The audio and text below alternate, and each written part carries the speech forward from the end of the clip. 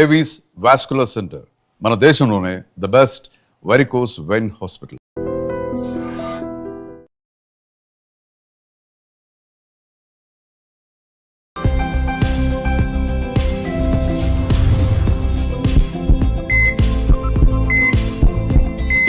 నమస్తే, welcome to healthy conversations with IT media. నేను మీ ఝాన్సీ. సో ఈరోజు మనం డాక్టర్ హర్ష గారితో ఉన్నాము. యూరాలజిస్ట్, యాంటాలజిస్ట్, అలాగే రెనోప్లాస్టిక్ సర్జన్, రీనల్ ట్రాన్స్ప్లాంట్ సర్జన్ కూడా. మరి ఆడవాళ్ళల్లో చాలా ఎక్కువగా వచ్చే ప్రాబ్లం ఏంటంటే యూరినరీ ట్రాక్ట్ ఇన్ఫెక్షన్స్.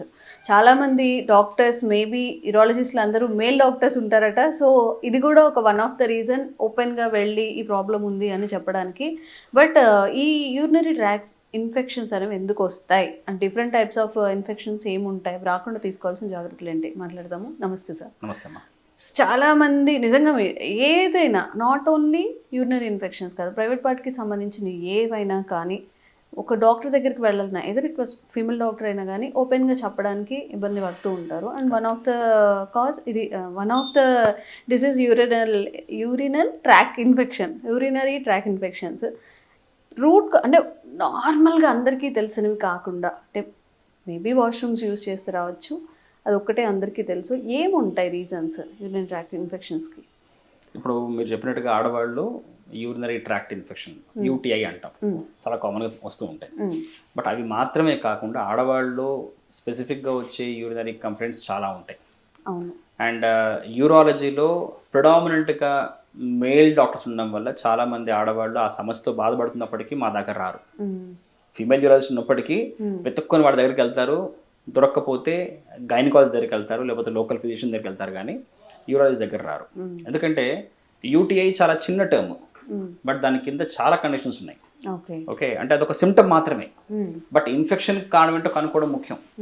ఇప్పుడు ఆడవాళ్ళు ఏమవుతుందంటే మెనోపాజ్ వచ్చేదాకా, యాజ్ లాంగ్ యాజ్ తనకి మెన్సెస్ నడుస్తున్నంత వరకు ఈస్ట్రోజన్ హార్మోన్ వల్ల, తన బాడీలో ఉండే హార్మోన్ వల్ల కావచ్చు, ఇంకా ఏదైనా కారణం వల్ల కావచ్చు, యంగ్ ఏజ్ కావచ్చు, కొద్దిగా యూరినరీ కంప్లైంట్స్ తక్కువగానే ఉంటాయి.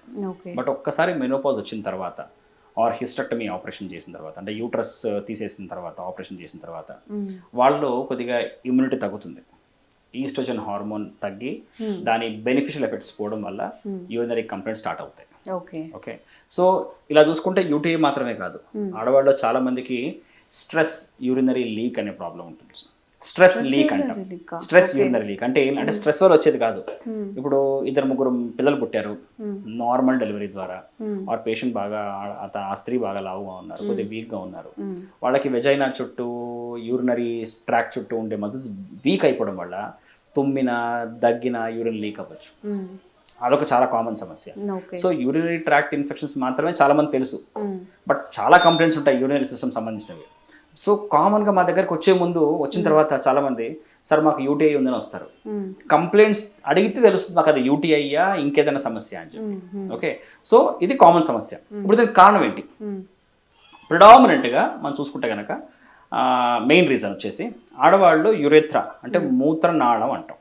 ఇప్పుడు కరెక్ట్గా చెప్పాలంటే ఇవి కిడ్నీస్, ఇటు నుంచి కిందికి మూత్రం వచ్చే ట్యూబ్స్, వీటి మనం యురేటర్స్ అంటాం. ఈ 2 యురేటర్స్ కిడ్నీస్ నుంచి బ్లాడర్లోకి యూరిన్ తీసుకొస్తుంది. యూరిన్ బ్లాడర్ నుంచి యూరిన్ బయటకు వచ్చే ట్యూబ్ ఉంటుంది కదా, దాన్ని మనం యురేత్రా అంటాం.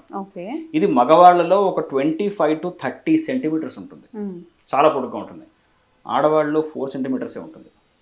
సో చాలా చిన్నది అవడం వల్ల ఇమ్మీడియట్గా యూరినరీ సిస్టమ్ మొత్తం అంతా ఎన్వైరన్మెంట్కి ఎక్స్పోజ్ అయ్యే ఉంటుంది. సో వాళ్ళకి చాలా త్వరగా యూరినరీ ఇన్ఫెక్షన్ చాలా, అంటే చిన్న ఇన్సల్ట్స్, చిన్న ఫ్యాక్టర్స్ వల్ల కూడా వాళ్ళకి యూరినరీ ఇన్ఫెక్షన్ వచ్చేది వాళ్ళకి. ఇంకోటి ఆడవాళ్ళకి మలద్వారము, వెజైనా, తర్వాత యూరినరీ ఓపెనింగ్ 3 పక్కన ఉండడం వల్ల క్రాస్ కంటామినేషన్ రిస్క్ ఎక్కువ ఉంటుంది. అంటే వైట్ డిశ్చార్జ్ ఎక్కువ ఉన్న వాళ్ళకి యూరినరీ ఇన్ఫెక్షన్స్ వస్తుంటాయి, మలబద్ధకం ఉన్న వాళ్ళకి యూరినరీ ఇన్ఫెక్షన్స్ వస్తూ ఉంటాయి, మలద్వారం చుట్టూ ఉన్న ఇన్ఫెక్షన్ ఉండే వాళ్ళకి యూరినరీ ట్రాక్ట్ ఇన్ఫెక్షన్స్ వస్తూ ఉంటాయి. సో అది కాకుండా ఇవన్నీ just because they are females, కేవలం ఆడవాళ్ళు అవ్వడం వల్ల వచ్చే సమస్యలు.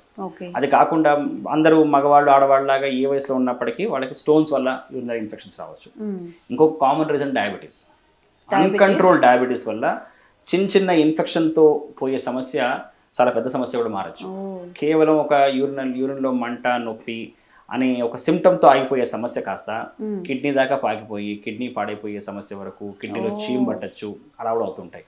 సో ఆడవాళ్ళు స్పెసిఫిక్గా చెప్పుకుంటే బికాస్ ఆఫ్ దేర్ జెండర్ వాటి వల్ల కొన్ని సమస్యలు అవుతాయి, ఇంకొన్ని సమస్యలు స్టోన్స్ వల్ల కావచ్చు, ఇంకేదైనా కారణం వల్ల కూడా వాళ్ళకి యూరినరీ ట్రాక్ట్ ఇన్ఫెక్షన్ వచ్చే అవకాశం ఎక్కువ చేస్తుంటాయి. Okay okay. సో అంటే దీని నుంచి ఎట్లా అంటే హైజీన్గా ఉంటే సరిపోతుందా, టాయిలెట్స్ నీట్గా ఉన్నవే యూస్ చేస్తే సరిపోతుంది? చాలామంది బయటకు వెళ్ళినప్పుడు టాయిలెట్స్ అవాయిడ్ చేయడానికి వాటర్ కూడా తీసుకోకుండా ఉంటుంటారు, దానివల్ల కూడా ఇన్ఫెక్షన్స్ వచ్చే అవకాశం ఉంటుందా? ఇప్పుడు మళ్ళీ దీనికి ఈ ఆన్సర్ చేయాలంటే ఇందాక టాపిక్ మళ్ళీ వెళ్ళాలి. So treatable reasons, untreatable reasons. Untreatable అంటే ఏంటి? బికాస్ యు ఆర్ జెండర్, అక్కడ మీరు ఏం మాడిఫై చేయలేరు ఫ్యాక్టర్ని. So hygiene is the most important thing. ఏమైనా వైట్ డిశ్చార్జ్ వస్తే దాన్ని ట్రీట్ చేసుకోవడం, మలబద్ధకం లాంటివి ఉంటే, కాన్స్టిపేషన్ లాంటివి వాటిని సరిగ్గా అవి రాకుండా చూసుకోవడం. మళ్ళీ అంటే కాన్స్టిపేషన్ వల్ల కూడా ఇన్ఫెక్షన్స్ యూరినరీ ఇన్ఫెక్షన్స్ రావచ్చు వాటి వల్ల కూడా. చాలా మందికి కాన్స్టిపేషన్ వల్ల యూరినరీ ప్రాబ్లమ్స్ కూడా వస్తుంటాయి, ఇన్ఫెక్షన్ కాకుండా యూరినరీ ప్రాబ్లమ్స్ కూడా వస్తుంటాయి, మగవాళ్ళకి చిన్నపిల్లలకు కావచ్చు. అదొక సపరేట్ టాపిక్ మనది. ఓకే, అవి కాకుండా ట్రీటబుల్ రీజన్స్ ఉంటాయి. స్టోన్స్ కావచ్చు, ఆర్ మూత్రనాళం పూడుకుపోయి ఉండొచ్చు. మూత్రనాళంలో పూడుకలు అంటే స్ట్రిక్చర్ అంటాం. మగవాళ్ళలో స్ట్రిక్చర్స్ చాలా కామన్, ఆడవాళ్ళు కూడా మనకు కనపడుతూనే ఉంటాయి. సో యూరిన్ ట్రాక్ట్ మూసుకుపోయి యూరిన్ సరిగ్గా రాక, ఫ్రీగా ఫ్లో అవ్వక వాళ్ళ కూడా ఇబ్బంది రావచ్చు. సో ఈ కారణాలు కనుక్కో అంటే మనకు బేసిక్ అల్ట్రాసౌండ్ కావాలి. అల్ట్రాసౌండ్ టెస్ట్ చేసుకొని తర్వాత ఒక బేసిక్ యూరిన్ టెస్ట్ చేయించుకొని దాన్ని బట్టి అవసరమైతే ఒక సిటీ స్కాన్ ఇంకేదైనా చేసుకుని కూడా మనం ట్రీట్ చేయొచ్చు. సో మీరు చెప్పినట్టుగా ప్రాపర్గా హైడ్రేట్ చేసుకుంటూ మళ్ళీ మనం రోజుకో 2.5 liters వాటర్ తాగుతూ, ఓకే, మంచి ఫుడ్ తీసుకుంటూ. ఫుడ్ వల్ల యూరినరీ సిస్టమ్ ఎఫెక్ట్ అవుతుందని అడుగుతారు, ఖచ్చితంగా అవుతుంది. ఫుడ్ వల్ల అందరూ ఏమనుకుంటారు, జీర్ణాశయానికి సంబంధించిన ఇబ్బందులు ఎక్కువ వస్తాయి అనుకుంటారు. ఫుడ్ వల్ల మనం తీసుకునే ఆహారం వల్ల, తినే ఆహారం వల్ల మూత్రం సంబంధించిన ఇబ్బందులు కూడా రావచ్చు. సో దాని కూడా మనం జాగ్రత్త పరిగణించాలి. అంటే జంక్ ఫుడ్ కావచ్చు, ఇంకేదైనా కావచ్చు, వాటిని కంట్రోల్లో పెట్టుకోవడం, మళ్ళీ లైఫ్ స్టైల్ కూడా దానికి దారి తీస్తుంది. సో ఇవన్నీ చేసుకుంటూ ఏవైతే ట్రీటబుల్ రీజన్స్ ఉన్నాయో, స్టోన్స్ కావచ్చు, అడ్డంకులు కావచ్చు, ఇంకా వాటి కూడా మనం కనుక్కొని ట్రీట్ చేసుకుంటే కనుక ఇన్ఫెక్షన్స్ రాకుండా కాపాడుకోవచ్చు. Okay okay. అంటే ఇప్పుడు జంక్ తింటూ ఉంటారు ఇప్పుడు 100 members తీసుకుంటే 98 members తింటూ ఉంటారు. ఇలాగ హైదరాబాద్లో, ముంబైలోను, ఢిల్లీలోనూ ఉన్నారంటే వాళ్ళు ఇంకా అసలు అవాయిడ్ చేయలేరు. సో ఈ ఫుడ్ వల్ల కూడా ఇన్ఫెక్షన్స్ ఫ్రీక్వెంట్గా అవుతాయా? ఇఫ్ షుగర్ ఉందనుకోండి, అదొక యాడ్ ఆన్, వాళ్ళలో కూడా ఇట్లా ఫ్రీక్వెంట్ ఇన్ఫెక్షన్స్ వస్తాయా? బేసికలీ జంక్ అంటే ఏంటి? జంక్ అంటే చెత్త.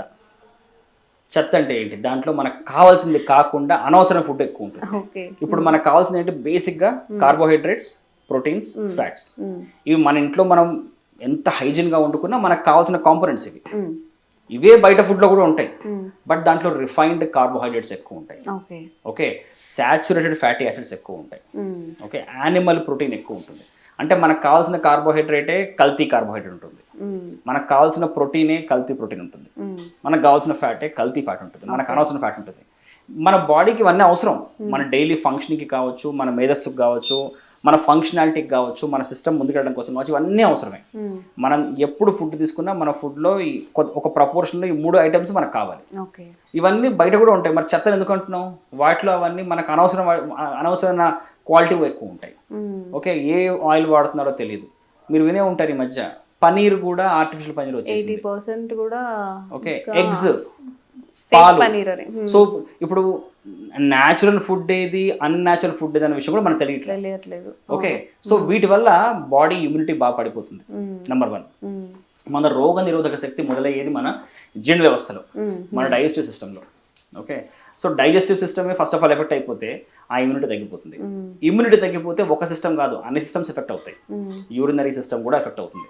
అంటే చిన్న జలుబు దగ్గుతో పోయేది ఎలాగైతే లంగ్ ఇన్ఫెక్షన్ దాకా వస్తుందో, అలాగే జస్ట్ ఒక యూరిన్ మంట, యూరిన్లో నొప్పితో పోయేది కాస్త కిడ్నీ ఇన్ఫెక్షన్ దాకా వెళ్ళిపోతుంది. అది కాకుండా ఈ జంక్ ఫుడ్ వల్ల ఒబేసిటీ వచ్చేస్తుంది. ఒబేసిటీ వచ్చేస్తే డయాబెటీస్, బ్లడ్ ప్రెషర్ ఎక్కువ అవుతాయి. అంటే 50-60 ఏళ్ళకి రావాల్సిన రోగాలు 30 ఏళ్ళకి వచ్చేస్తాయి. అడ్వాన్స్డ్ టెక్నాలజీ చాలా ఎర్లీగా వచ్చేస్తాయి. అడ్వాన్స్డ్ డిసీజెస్ చాలా ఎర్లీగా వచ్చేస్తాయి. హార్ట్ పేషెంట్స్ చాలా ఎర్లీగా వచ్చేస్తున్నారు. ఒకప్పుడు బైపాస్ సర్జరీ సగటు ఏజ్ 65-68 ఉండేది. ఇప్పుడు 40 yearsకి బైపాస్ అవుతుందంటే నమ్ముతారా? చాలా కామన్గా 3 వెజల్స్ బ్లాక్ అయిపోయి 40 years బైపాస్ సర్జరీ కూడా అవుతుంది. ఓకే, ఆఫ్ కోర్స్ మనం జెనెటిక్ రీజన్స్ అవన్నీ మనం మాట్లాడుకోవచ్చు విడిగా. బట్ ఈ మధ్య ఇవన్నీ ఎందుకు పెరుగుతున్నాయి? ఫాస్ట్ మూవింగ్ లైఫ్ స్టైల్ వల్ల, జంక్ ఫుడ్ కావచ్చు, లైఫ్ స్టైల్ పాడైపోవడం వల్ల ఇవి కూడా వస్తున్నాయి. సో వీటిని కూడా మనం ట్రీట్ చేసుకుంటూ మిగతా ట్రీటబుల్ కాజెస్ని కనుక మనం ఐడెంటిఫై చేయగలిగితే ఇన్ఫెక్షన్స్ అవన్నీ ఇన్సిడెన్స్ తగ్గుతాయి. చూడండి, రోగం రాకుండా ఎప్పటికీ ఉండదు. ఏదో రోగం ఎవరికైనా రావచ్చు, బట్ మనం దాన్ని రాకుండా ప్రివెంటివ్ మెజర్స్ ఏం తీసుకోవచ్చు. అట్ ది సేమ్ టైం వచ్చిన తర్వాత మనం ఎంత త్వరగా రెస్పాండ్ అవుతున్నాం, ఎంత త్వరగా మనం ఒక డాక్టర్ సలహా తీసుకుంటున్నాం, తీసుకున్న సలహాని మనం ఎంత త్వరగా మనం ఇంప్లిమెంట్ చేయగలుగుతున్నాం, ఓకే. మళ్ళీ మళ్ళీ రాకుండా మనం ఏం చేయగలుగుతున్నాం, అది ఇంపార్టెంట్. ఓకే. ఓకే. అమ్మో! చాలా ఫ్యాక్టర్స్ ఉన్నాయి అయితే. అంటే ఇప్పుడున్న లైఫ్ స్టైల్‌కి ఎవరైనా కామన్‌గా చెప్తుంది ఏంటంటే కరెక్ట్‌గా తినండి, కొంచెం ఎక్సర్సైజ్ చేయండి, కరెక్ట్‌గా పడుకోండి. కరెక్ట్. అంటే ఒక న్యాచురల్‌గా చేసేది ఇది. మనం నార్మల్ చిన్నప్పుడు తింటాం, పడుకుంటాం, మంచిగా ఆటలాడుకునేవాళ్ళు, లేదంటే ఏదైనా ఫిజికల్ యాక్టివిటీ ఉండేది. దాన్ని ఇప్పుడు ఒక పెద్ద చాలా మందికి ఇది చెయ్యండి అని కన్వే చేయాల్సి వస్తుంది. అవును. చిన్న మోడిఫికేషన్స్‌తో అయిపోయేది చాలా కాంప్లికేట్ అయిపోయే సిచ్యువేషన్స్ అన్నమాట.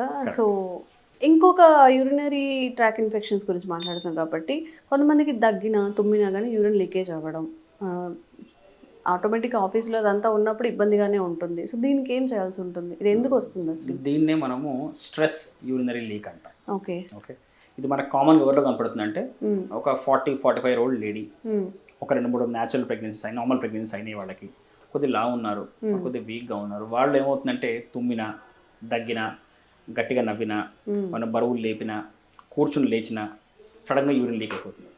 కొన్ని బొట్లు కారచ్చు, ఒక్కోసారి చాలా ఎక్కువ వాళ్ళని కూడా యూరిన్ పడిపోవచ్చు. ఓకే. అంటే ఇప్పుడు ఇది అందరిలో ఎప్పుడైనా ఒక్కొక్కసారి అందరిలో కూడా వస్తుంది కదా, కామనా లేకపోతే కొన్ని పర్టికులర్గా వాళ్ళకి ఏమైనా డిసీజెస్లు కానీ ఇలా ఉంటేనే వస్తాయి అంటారు వాళ్ళలో? లైఫ్ స్టైల్ దెబ్బతీసేది ఏది కూడా కామన్ కాదు. మన నార్మల్ లైఫ్ అంటే మనం ఇప్పుడు హ్యాపీగా మన పనులు మనం చేసుకోగలుగుతున్నాం, కాన్ఫిడెంట్గా మనం బయటకు వెళ్ళగలుగుతున్నాం అంటే మన నార్మల్గా ఉన్నట్టు. ఈ మాత్రం ఒక డైలీ యాక్టివిటీ కూడా ఏదైనా సమస్య దెబ్బతీస్తోంది అనుకుంటే న్యాచురల్ కాదు. సో వయసు రీత్యా యూరిన్ లీక్ అవడం నార్మల్ అన్నది అపోహ. మగవాళ్ళు కూడా వయసు రీత్యా మా నాన్నగారికి ప్రాబ్లం ఉండిందిలే, మా అన్నయ్య గారికి ప్రాబ్లం ఉండింది, మా ఇంటి పక్కన ఆయనకి ప్రాబ్లం ఉంది, సో నాకు ఉంది కాబట్టి వయసే కారణం అనుకుంటే తప్పు. అలాగే మా అక్కయ్యకి సమస్య ఉండింది, మా అమ్మకి సమస్య ఉండింది, ఇప్పుడు నాకు లీక్ అవుతుంది, నా వయసు 50 ఏళ్ళు అనుకోవడం కూడా తప్పే. సో వాళ్ళకి ప్రాబ్లం ఉండింది, వాళ్ళు డాక్టర్ గారిని కలవలేదు, అట్లీస్ట్ మీరైనా కలవండి, కలిసి కనుక్కోండి ప్రాబ్లం ఏంటో. సో వయసుతో మీ లైఫ్ స్టైల్ డిస్టర్బ్ అవుతుంది అంటే అది వయసుతో వచ్చే ఇబ్బంది కాదు, ఆ వయసుకు వచ్చే ఇబ్బంది కావచ్చు, బట్ ఆ వయసుకు కూడా మీకే ఎందుకు వచ్చింది, మీ పక్కింటి వాడికి ఎందుకు రాలేదు, ఆర్ ఇంకో స్త్రీకి ఎందుకు రాలేదు అంటే ఏదో ఒక రీజన్ ఉంది, దాన్ని మీరు అడ్రస్ చేస్తే సెట్ అవ్వగలరేమో. సో మనం అటెంటివ్గా ఉండాలి. This is the best possible machine అదేంటి మన భూమి మీద. ఇలాంటి ఒక మెషిన్ని ఒక దేవుడు తప్పితే ఎవరు పుట్టించలేరు. సో దీంట్లో ఏదైనా సమస్య వచ్చిందంటే మనమే అలర్ట్ అవ్వాలి. అట్ ద సేమ్ టైం మనకి ఏదో ఒక వార్నింగ్ సిగ్నల్స్ ఇస్తూ ఉంటుంది బాడీ, అక్కడ ఏదో సమస్య ఉంది, కొద్దిగా అటెంటివ్గా ఉండు, కొద్దిగా డాక్టర్ దగ్గరికి వెళ్ళి చెప్తూనే ఉంటుంది, మనం నిర్లక్ష్యం చేస్తాం. సో ఆడవాళ్ళు మీరు చెప్పినట్టుగా తుమ్మినా, దగ్గినా, లీక్ అయ్యే సమస్య ఉంటుంది కదా, దాన్ని మనం స్ట్రెస్ యూరినరీ లీక్ అంటాం. సో ఇది వయసు రీత్యా అందరికి వచ్చే సమస్య కాదు, కొంతమందికే వస్తుంది. ఫిట్గా ఉన్న ఆడవాళ్ళకి 70 ఏళ్ళకి కూడా రాదు. ఓకే, అలాగే కొంతమందికి ఫిట్గా లేకపోయినా రాదు, కొంతమందికి ఎంత ఫిట్గా ఉందో 50 ఏళ్ళకి వచ్చేయచ్చు. సో చాలా కారణాల్లో main reason pelvic floor weakness, అంటే జననేంద్రియాల చుట్టూ ఉండే కండరాలు బాగా లూజ్ అయిపోవడం, వాటిలో స్ట్రెంగ్త్ లేకపోవడం. ఆ స్ట్రెంగ్త్ లేకపోవడం వల్ల అబ్డామిన్ లో పొట్ట లోపల పెరిగే ప్రెషర్ కి బ్లాడర్ రెస్పాండ్ అయ్యి అది కంట్రోల్ చేసుకోగలగాలి, యూరిన్ బయటకు పోకుండా కంట్రోల్ చేసుకోగలగాలి. ఆ కంట్రోల్ అవ్వలేక యూరిన్ లీక్ అయిపోవడం. ఓకే, సో వీళ్ళకి మనం ముఖ్యంగా ఏం చెప్తామంటే పెల్విక్ ఫ్లోర్ ఎక్సర్సైజెస్ నేర్పిస్తాం, కీగెల్స్ ఎక్సర్సైజ్ అంటాం. దాని మీద కూడా ఈ మధ్య ఇన్స్టాగ్రామ్ లో, యూట్యూబ్ లో విపరీతంగా రీల్స్ ఉన్నాయి. ఎలా చేయొచ్చు, ఎలాగైనా చేయండి, బట్ ప్రాపర్ గా చేస్తూ పోతే ఈ ఎక్సర్సైజ్ వల్ల చాలా ఉపయోగం ఉంటుంది. ఓకే, అది చేయొచ్చు. తర్వాత బాడీ వెయిట్ కంట్రోల్లో ఉండాలి. మరీ ఫ్యాట్ ఎక్కువ ఉన్నా, చాలా ఎక్కువ ఒబెసిటీలో ఉన్నా కానీ అప్పటిదాకా ఆ సమస్య ఉండకపోవచ్చు, తర్వాత రావచ్చు. ఓకే, అది కాకుండా మళ్ళీ ఇక డయాబెటీస్, బ్లడ్ ప్రెషర్ లాంటివి ఉన్నా కానీ అవన్నీ యాడ్ ఆన్స్. ఓకే, మీ ప్యాకేజ్ పెరుగుతున్న కొద్దీ సమస్యలు పెరుగుతూ ఉంటాయి. సో ముఖ్యంగా pelvic floor exercises, body weight control, tea coffee limit లో తాగడం. టీలు కాఫీలు ఎక్కువ తాగినా కానీ బ్లాడర్ ఓవర్ యాక్టివిటీ వల్ల ఉన్న సమస్య ఎక్కువ కావచ్చు. సో స్ట్రెస్ యూరినరీ లీక్ అనేది లైఫ్ స్టైల్ బాగా ఇబ్బంది పెట్టే సమస్య. ఇనీషియల్గా మెడికల్ మేనేజ్మెంట్, తర్వాత లైఫ్ స్టైల్ మేనేజ్మెంట్ చెప్తాం. ఇన్ఫాక్ట్ చెప్పాలంటే దీనికి మెడికల్ మేనేజ్మెంట్ అంత బాగా పనిచేయదు. లైఫ్ స్టైల్ మేనేజ్మెంట్ కొద్దిగా ఎక్సర్సైజ్ చేస్తూ పోతే కొంతమంది రిలీవ్ అవుతారు. అప్పటికి రిలీవ్ అవ్వకపోతే దీనికి సర్జరీ రీజన్, అంటే దీనికి treatment. Okay, so patient surgery దాకా వెళ్ళకూడదు అనుకుంటే కానీ ఫస్ట్ ఆఫ్ ఆల్ వాళ్ళ బాడీ వెయిట్ కంట్రోల్లో పెట్టుకొని, మిగతా రోగాల్ని కంట్రోల్లో పెట్టుకొని, లైఫ్ స్టైల్ మార్చుకొని ఉంటే కనుక చాలా నయమయ్యే అవకాశం ఉంటుంది. ఓకే, సో యాజ్ ఎ యూరాలజిస్ట్గా ఒక ఉమెన్కి వచ్చే మీరు చెప్పిన ఈ ఇన్ఫెక్షన్స్ అన్నీ కూడా ఇంకా ఏమేమి ఉంటాయి? ఇప్పుడు మీరు వైట్ డిశ్చార్జ్ అన్నారు, యూరినరీ ట్రాక్ ఇన్ఫెక్షన్, ఇలా లీకేజ్ ఉండడము, ఇంకా ఏమి ఇష్యూస్కి మీ దగ్గర రావచ్చు, ట్రీట్మెంట్ తీసుకోవచ్చు? ఓవర్ యాక్టివ్ బ్లాడర్ అంటాం, అతిమూత్ర వ్యాధి. ఓకే, ఆడవాళ్ళలో ఉంటుంది, మగవాళ్ళలో ఉంటుంది. సహజంగా షుగర్ పేషెంట్స్ ఎక్కువగా ఉంటున్నారు. షుగర్ ఉన్న పేషెంట్స్లో కూడా ఉంటుంది. బట్ ఓవర్ యాక్టివ్ బ్లాడర్ అనేది అది కూడా ఒక లైఫ్ స్టైల్ బాగా దెబ్బతీసే సమస్య. ఓకే, అంటే పేరు తగ్గట్టుగానే బ్లాడర్ చాలా ఓవర్ యాక్టివ్ ఉండడం వల్ల ఏమవుతుందంటే చీటికి మాటికి యూరిన్ రావడం, వెళ్ళినప్పుడు కొద్దిగా రావడం, పోసిన తర్వాత మళ్ళీ వెళ్ళాలనే ఫీలింగ్ రావడం, రాత్రి మంచి నిద్రలోంచి లేచి యూరిన్ పోసి మళ్ళీ పడుకోవాల్సిన అవసరం పడడం, ఒక్కోసారి ఆ భయంతో నిద్ర పట్టకపోవడం, నిద్ర పట్టినంత సేపు యూరిన్ వెళ్తూ రావడం. ఓకే, చివరికి వాళ్ళ లైఫ్ ఎంత డిస్టర్బ్ అయిపోతుందంటే ప్రయాణాలు చేయరు, ఎవరిళ్ళకి వెళ్ళరు, వెళ్ళిన సోఫాల మీద కూర్చోరు, ఎక్కడ లేచి బాత్రూమ్కి వెళ్ళి లోపల యూరిన్ లీక్ అయిపోతున్న భయంతో డైపర్లు వేసుకుంటారు. ఓకే, సో ఇదొక సమస్య. ఓవర్ యాక్టివ్ బ్లాడర్ చాలా కామన్ సమస్య. ఇది సమస్య, ఇది న్యాచురల్ కాదు. సో ఇలా ఉన్నప్పుడు కూడా ఆడవాళ్ళు ఒక యూరాలజిస్ట్ కలిస్తే దానికి కారణం మెడికల్ రీజన్ అయినా సర్జికల్ రీజన్ కనుక్కోవచ్చు. ఎందుకంటే ఒక్కోసారి బ్లాడర్లో స్టోన్స్ వల్ల కూడా ఓవర్ యాక్టివిటీ ఉండొచ్చు, బ్లాడర్లో ట్యూమర్ వల్ల కూడా ఓవర్ యాక్టివిటీ ఉండొచ్చు, ఓకే, ఇంకేదైనా ఇన్ఫెక్షన్ వల్ల కూడా ఓవర్ యాక్టివిటీ ఉండొచ్చు. సో ఇది కూడా చాలా కామన్ సమస్య. అలాగే వయసు పైబడిన ఆడవాళ్ళు చాలా మందికి మాకు నైట్ టైం యూరిన్ ఫ్రీక్వెన్సీ ఎక్కువ ఉంటుంది, డే అంతా బాగానే ఉంటారు. దానికి వాళ్ళు ఏమంటారు, సార్ మాకు షుగర్ ఉంది కాబట్టి కారణమే, అది కామనే అంటారు. షుగర్ రీజనే, అది కాకుండా నైట్ టైం ఫ్రీక్వెన్సీకి బ్లాడర్ కారణం కూడా ఏమైనా ఉండొచ్చు. ఓకే, సో అలాంటి కారణం ఉన్న వాళ్ళు కూడా మా దగ్గరకు వస్తూ ఉంటారు. ఓకే, సో యూరినరీ కంప్లైంట్స్ లో చాలా కామన్ గా అందరూ అనే మాట UTI, urinary tract infection. But ప్రతి సమస్య యూటీఐ కాదు, చాలా కారణాలు ఉంటాయి. అండ్ చాలా కామన్ గా మేము ట్రీట్ చేయగలిగే కారణం స్టోన్స్, కిడ్నీ స్టోన్ కావచ్చు, యూరేటర్లో స్టోన్ కావచ్చు, బ్లాడర్ స్టోన్ కావచ్చు, వీటి వల్ల కూడా ఈ సమస్యలు వస్తూ ఉంటాయి. అది ఉండడం వల్ల వస్తూ ఉంటాయి, ఉండడం వల్ల కూడా ఈ సమస్యలు వస్తూ ఉంటాయి. ఓకే, సరే ఇప్పుడు అలా ఉంది, ఏదన్నా స్టోన్ ఫామ్ అయింది అంటే సిమ్టమ్స్ ఏమైనా ఉంటాయా? చాలా సిమ్టమ్స్, ఇన్కంఫర్ట్ కానీ. ఇప్పుడు ఒక ప్రాబ్లం ఏంటంటే పెద్ద పెద్ద స్టోన్స్ తో ఎలాంటి సిమ్టమ్స్ ఉండవు. డైరెక్ట్ కిడ్నీ పాడైపోయినప్పుడు, లేకపోతే కిడ్నీలో చీమ్ పట్టినప్పుడు, ప్రాణం మీదకి వచ్చినప్పుడు బయటపడుతుంటాయి. కొంతమందికి 30-40 ఏళ్ల దాకా స్టోన్ అలాగే ఉండిపోతుంది, సిమ్టమ్స్ ఏమీ ఉండవు, ఎందుకోసమో స్కాన్ చేస్తే బయటపడుతుంది. అయ్యో, బట్ చాలా మందికి చిన్న చిన్న స్టోన్స్ తో ప్రాబ్లం వస్తుంది. ఇప్పుడు నా స్టోన్ జారి మళ్ళీ మనం ఆడుకుంటే కనుక ఇప్పుడు కిడ్నీలో తయారవుతాయి రాళ్ళు మ్యాక్సిమం అన్ని, అవి జారి ట్యూబ్లు ఎరుకున్నాయి అనుకోండి, ఈ కిడ్నీ నుంచి యూరిన్ కిందికి రాదు. ఫర్ సపోజ్ ఇక్కడ స్టోన్ ఉంటే ఆ స్టోన్ ని దాటి యూరిన్ రాదు, ఇక్కడ దాకా యూరిన్ మొత్తం ఇరుక్కుపోయి కిడ్నీ మొత్తం ఉబ్బుతుంది, ఆ ట్యూబ్ మొత్తం ఉబ్బుతుంది. దానివల్ల పేషెంట్స్ మా దగ్గరకు వస్తారు. అదే పేషెంట్ గా డయాబెటిక్ అయితే కనుక స్టాగ్నెంట్ గా ఉండిపోయిన, అక్కడ నిలువ ఉండిపోయిన యూరిన్ లో చీమ్ తయారవచ్చు, వాళ్ళు మా దగ్గర చాలా సీరియస్ కండిషన్ రావచ్చు. సో కిడ్నీ స్టోన్ వల్ల pain is the most common symptom. చాలా కామన్ గా వచ్చే ఒక సిమ్టమ్ పెయిన్. కొంతమంది వామిటింగ్తో వస్తారు, కొంతమంది ఫీవర్తో వస్తారు, కొంతమంది కిడ్నీ ఫెయిలియర్తో వస్తారు. సింగిల్ కిడ్నీ ఉంది పేషెంట్కి, ఇంకో కిడ్నీతో పుట్టలేదు, ఆర్ ఆ కిడ్నీ ఎందుకో పాడైపోయింది, only one kidney is functioning, ఒకటే కిడ్నీ పనిచేస్తుంది, అదే కిడ్నీలో కిందికి వచ్చి యూరిన్ వెళ్ళే ట్యూబ్లో స్టోన్ ఇరుక్కుపోయింది. అప్పుడు వాళ్ళకి సడన్ గా కిడ్నీ ఫెయిల్ అయిపోవచ్చు, క్రియాటిన్ పెరిగిపోవచ్చు. సో సిమ్టమ్స్ చాలా ఉంటాయి.